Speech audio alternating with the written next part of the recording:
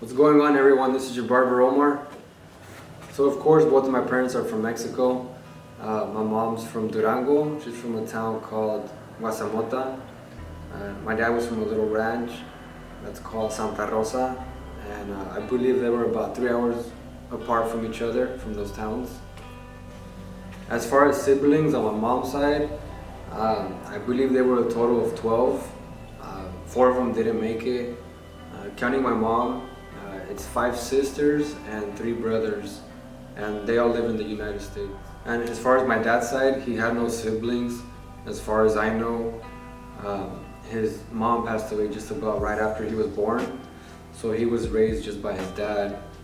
I know that my grandma suffered a tremendous amount during this pregnancy. She would get lots of seizure attacks, so a lot of times people would find her on the floor, on the ground, just passed out, fainted. So definitely she struggled a lot through this pregnancy. And so at this point, my dad's roughly around 16 to 18 years old when he ended up crossing over to the United States, keeping in mind that he had no siblings, he had no friends, he didn't speak the language, but he was ready to do whatever it took to have a better life, and that required him to walk into the unknown. By now, he's working in the fields, saving his money, living in an apartment, and eventually he meets my mom here in the United States. At this point, my parents got married. My mom was a stay-at-home parent, and at this point my dad was working at Lamb Weston in Portland, Oregon. I know he always tried having a side job, so one of his side jobs was actually mowing lawns, and that's how he made his extra income on the side. And after a few years from my dad working at Lamb Weston, he had a horrible accident at work. I don't recall exactly what happened. I know that he had to get stitched up somewhere around this area of his body. And so this was about 30 years ago. And at the time they cut him a check, and my mom convinced him to purchase a home. And thankfully to that, they were able to buy their first home. And this is where me and my brother grew up together.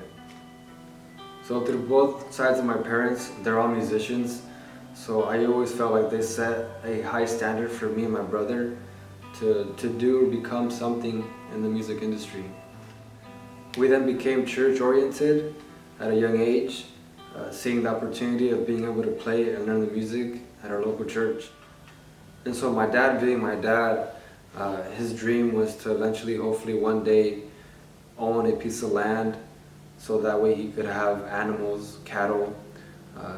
He knew that, he was raised in that ranch life, and he knew that regardless, he had to set his life here in the US, and his dream was to eventually be able to accomplish and own a piece of land and acreage so he could fulfill that dream of his thousands of miles away.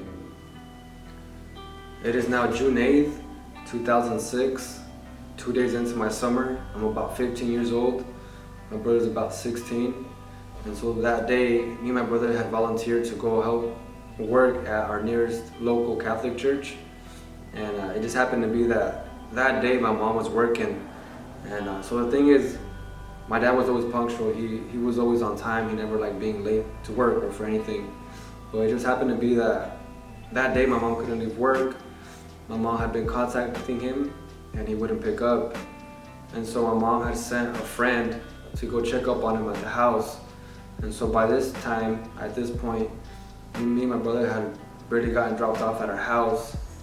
And so the first thing I seen was his pickup. As soon as we got to the house, he would drive a blue pickup.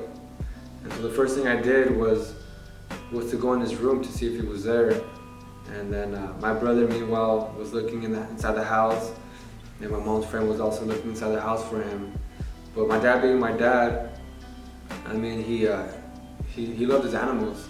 He would get home after work, close to midnight, and he would feed the animals. He'd get up early and feed the animals, and he'd be out there just training them and just being out there, just enjoying what he liked.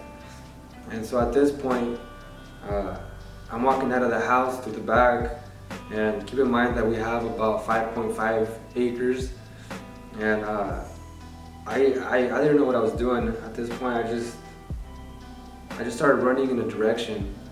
I mean, I didn't know where to go. I just knew I had to start looking.